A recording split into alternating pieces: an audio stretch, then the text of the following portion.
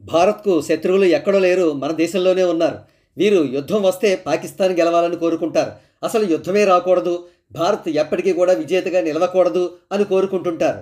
ఒకవేళ భారత్ వీరి ఆశలకు వ్యతిరేకంగా యుద్ధం చేసి విజయం సాధిస్తే వీరు అస్సలు తట్టుకోలేరు. సింపుల్గా చెప్పాలంటే వీరిని దేశద్రోహులు అంటారు. ఈ దేశద్రోహుల్లో కొంతమంది మీడియా వాళ్ళు కూడా ఉన్నారు. భారత్ పాక్ యుద్ధం జరుగుతున్న వేళ న్యూస్ రిపోర్టింగ్ను చాలా జాగ్రత్తగా చేయాల్సిన సమయంలో వీళ్ళు పాకిస్తాన్పై ప్రేమను చూపిస్తూ భారత్పై విషం క్రక్కుతున్నారు. మన సైనికుల ఆత్మస్థైర్యాన్ని దెబ్బతీయాలని చూస్తున్నారు. అటువంటి ఒక దేశద్రోహ మీడియా మహువా మీడియా. తాజాగా ఈ మీడియా చేసిన వీడియో తాలూకు హెడ్డింగ్ చూడండి. ఆపరేషన్ సింధూర్, అటూ ఇటూ జన నష్టం అట. ఈ వీడియో ఆశాంతం కూడా ఈవిడ పాపం పాకిస్తాన్లోని సాధారణ ప్రజానీకం చచ్చిపోతారని విపరీతంగా బాధపడింది. ఆల్రెడీ కొంతమంది చచ్చిపోయారంటూ ఏవో ఫేక్ నంబర్స్ కూడా చెప్పింది.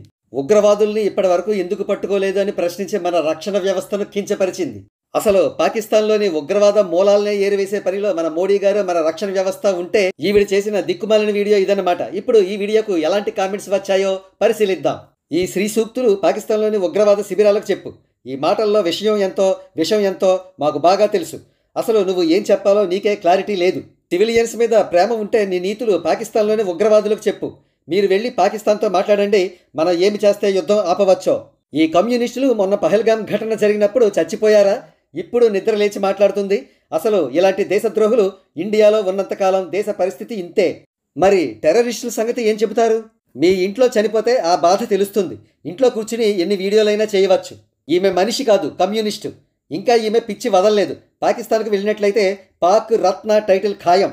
మళ్ళీ తుపాకీ గొట్టంతోనే సామాజిక న్యాయం సాధ్యం అనేది కూడా మీరే.